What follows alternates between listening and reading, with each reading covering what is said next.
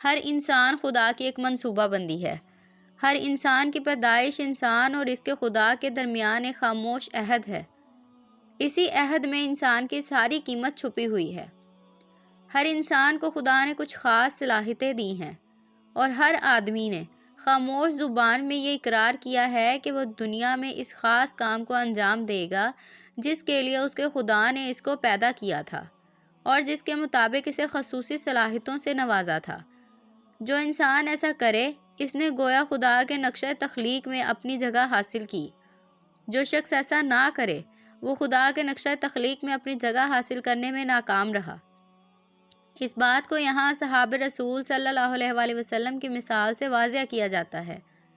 صحابہ کرام رضی اللہ عنہ میں ایک حضرت ابو ہریرہ رضی اللہ تعالیٰ عنہ تھے اور دوسرے خالد بن ولید رضی اللہ تعالیٰ عنہ۔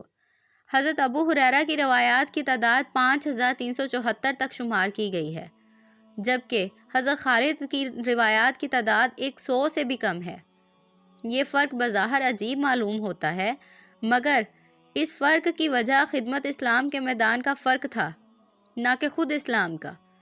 حضرت ابو ہریرہ رضی اللہ تعالیٰ عنہ بھی ایک مخلص مسلمان تھے اور حضرت خالد رضی اللہ تعالیٰ عنہ بھی ایک مخلص مسلمان، مگر فطری صلاحیت کے اعتبار سے دونوں کے درمیان فرق تھا۔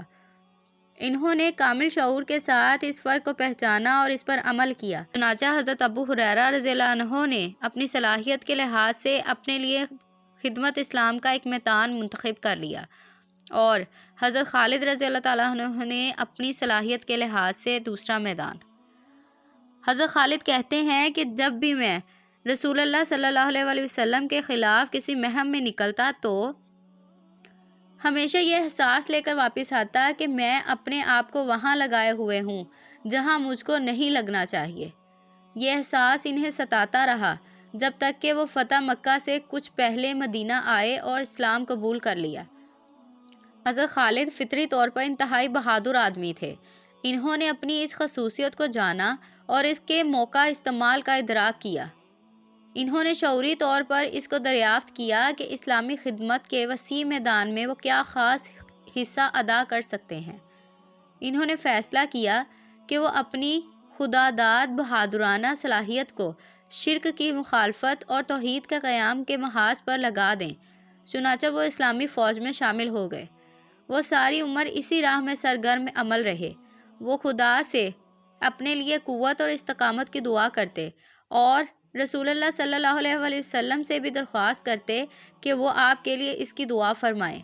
انہوں نے اپنی ساری زندگی اسلامی جہاد میں صرف کر دی، حتیٰ کہ رسول اللہ صلی اللہ علیہ وآلہ وسلم نے ان کے بارے میں فرمایا کہ خالد اللہ کی تلواروں میں سے ایک تلوار ہیں جن کو خدا نے مشرکین کے خلاف نکالا ہے۔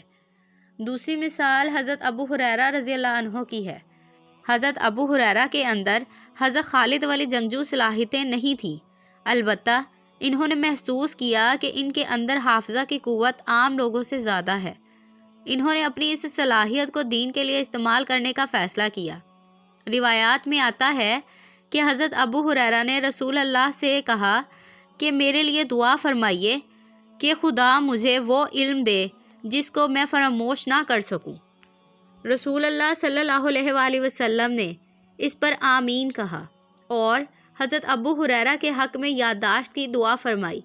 عام طور پر یہ سمجھا جاتا ہے کہ حضرت ابو ہریرہ کی غیر معمولی قوت حافظہ اسی پیغمبرانہ دعا کا نتیجہ ہے، مگر نفسیاتی اعتبار سے دیکھیے تو یہ دراصل خود حضرت ابو ہریرہ کی اپنی تڑپ کا اظہار تھا۔